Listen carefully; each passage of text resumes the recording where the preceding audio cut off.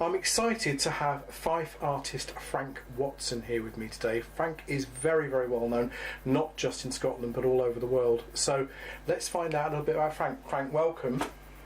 Now, thank you. How did you start? Where's your background? How did you become an artist? Well, I suppose, looking back on it, I've really been, ever since I was very young, I've always done something artistic, and I used to use the pencil, do a lot of pencil drawing when I was younger. And then eventually, when I was still at primary school, I remember they entered me for a Glasgow school children's art competition. And I entered that, and we went on to the local Glasgow museum, art gallery and museum, Kelvin Grove in Glasgow. And I looked around there and I was fascinated by the whole place. And eventually I settled on this bronze figure which was made in West Africa, the Bight of Benin. I don't know if you ever look at the map there, we're in the Bight of Benin. There was a tribe in there who produced mouldings. They were able to cast and mould bronze away back in the 16th century or something like that, yeah. So I was fascinated by the heads that they produced using this technique. So I actually did a drawing and I painted the picture of that, and I won myself a medal, and I had to go along to the local, go along to the city chambers in Glasgow to get my presentation. So I was delighted, and that kind of fired me up from an early age to keep going with my art. So were your parents very supportive? Because I think sometimes with artists and actors, they're not always supportive. So you had support? I had support, yeah, all the way. My mum and dad were fine with it. In fact, they never interfered in any course that I took. I was quite sporty at that time as well. I actually was quite good at shot put, discus, high jump and what have you.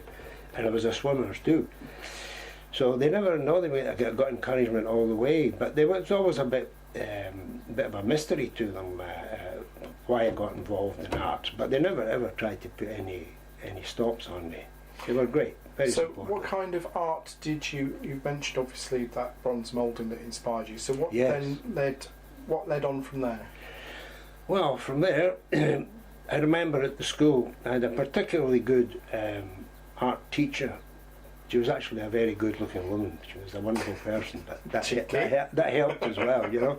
But she was. In fact, I was totally in love with her. But there you go. Okay. That's a slight tangent. A slight tangent, yes.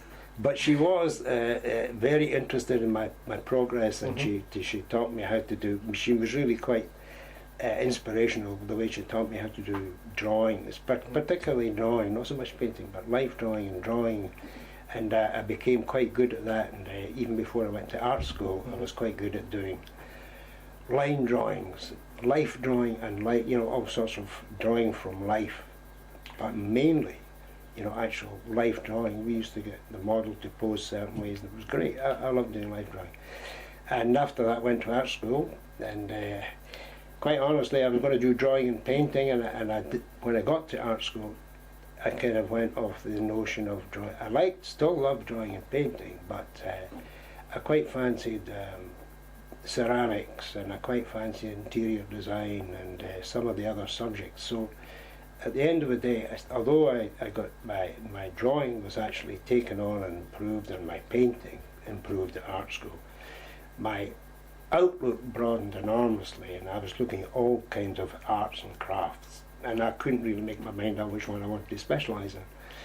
And at one time it was sculpture and ceramics, which today I feel fascinated. If I wasn't doing this stuff here, I'd have myself a ceramic studio, and I'd be doing pottery and sculpture, because I love building the armatures and then doing heads particular. But, so really you've enjoyed all kind of mediums of art. So that's right. What led you mainly into doing the watercolours?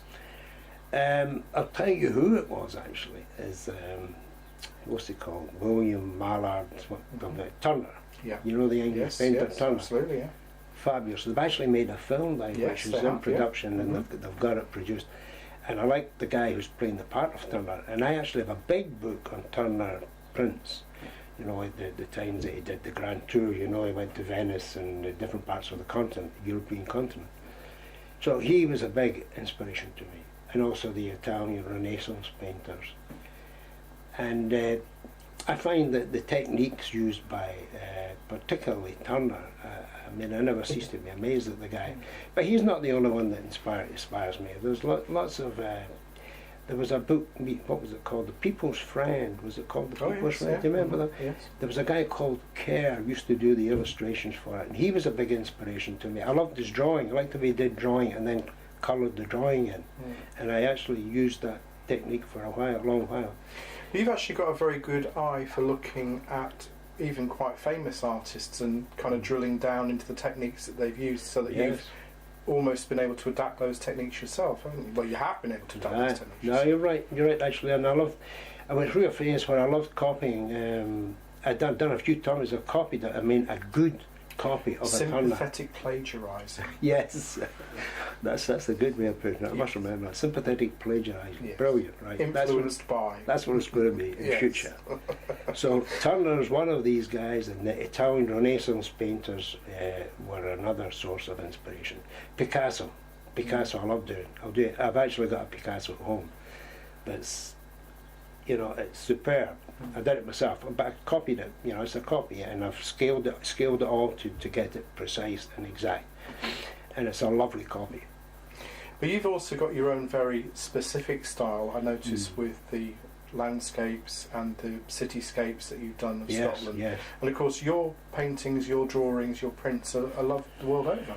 Yes, well, I've sold all over. What I actually have is a number of restaurants and pubs and hotels in Fife, in the Fife area, and they have a large permanent show of my work, and often the visitors that come from America, Canada, all over, as you say, all over Europe and the world, they are often the people that the pictures sell to. Yeah, and I've got some notable guys. I mean, Mingus Campbell's a good customer of mine. Oh, right, okay. Mingus, I even did one of his house in Gateside, near Strathmiglo in Fife. So yes, I've got I've actually sold a fair broad spectrum of people. Yeah.